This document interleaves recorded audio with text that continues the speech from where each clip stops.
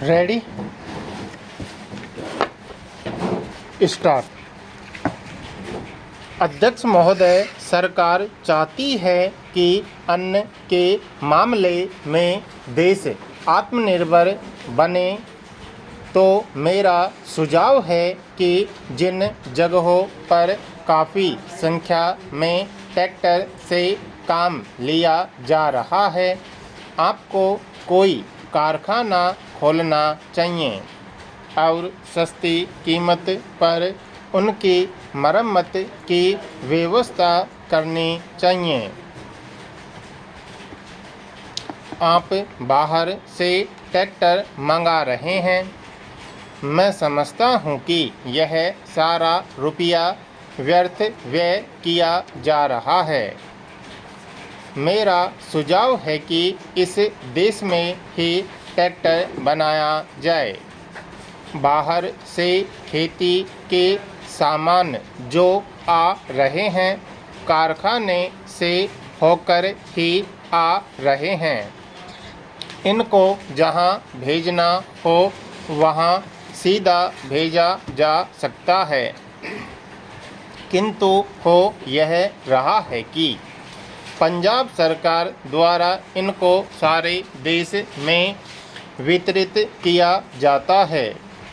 चूँकि इनको पहले पंजाब भेजा जाता है और फिर सारे देश में भेजा जाता है, इसलिए खर्चा ज़्यादा लगता है। खर्चा कम करने के लिए, लागत कीमत कम करने के लिए यह आवश्यक है कि इनको सीधे भेजा जाए। मैं समझता हूँ कि इसमें कोई औचित्य की बात नहीं है। इस पर भी आपको विचार करना चाहिए। आपको किसानों की सहायता करनी चाहिए। उनकी हिम्मत आप न तोड़ें। हमें चाहिए कि उनको हम सस्ते दामों पर खाद दें, बिजली दें, बीज दें और पानी भी दें। लेकिन ऐसा न करके हम देख रहे हैं कि हर चीज़ के दाम बढ़ाए जा रहे हैं। नलकूप पर आप कर लगा रहे हैं, उनको बिजली नहीं मिल रही है। इस ओर आपका ध्यान जाना चाहिए। वास्तव में आप कृषि की उन्नति चाहते हैं तो सिंचाई और बिजली का काफ़ी इंतज़ाम होना चाहिए। जब तक सिंचाई और बिजली का इंतज़ाम नहीं होगा, तब तक खेती की उन्नति नहीं हो सकती।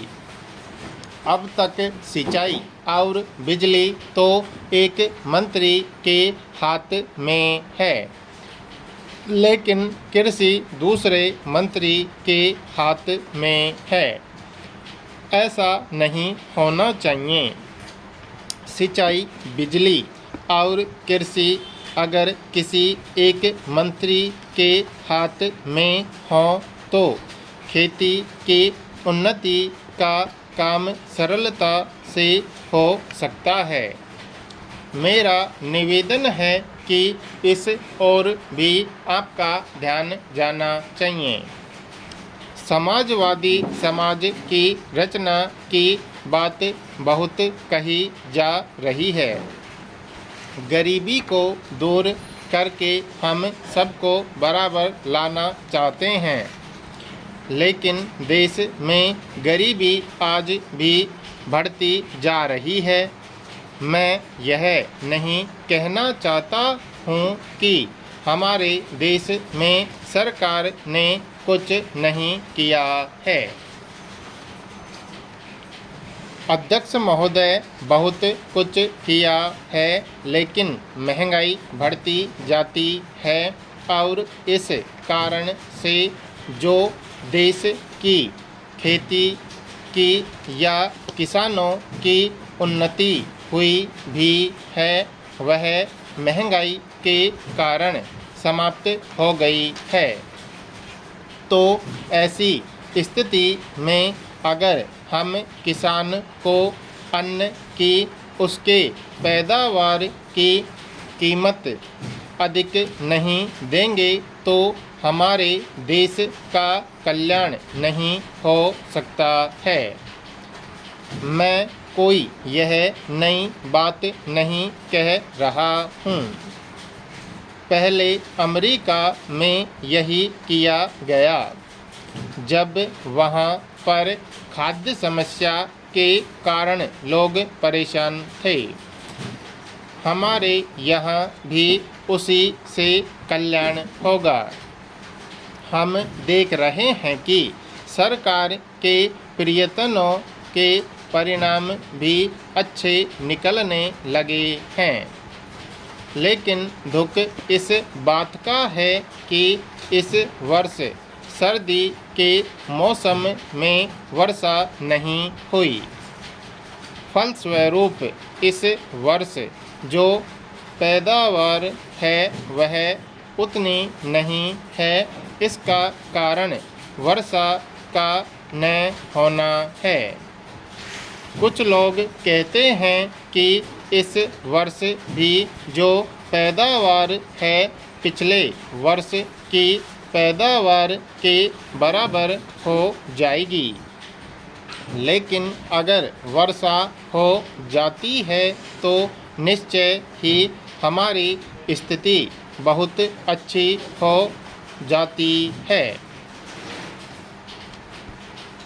मैं देखता हूँ कि इस वर्ष गल्ले की कोई कमी नहीं है, इसलिए मैं समझता हूँ कि गल्ले को एक जगह से दूसरी जगह ले जाने में जो रोक लगाई गई है उसको हटा लेना चाहिए।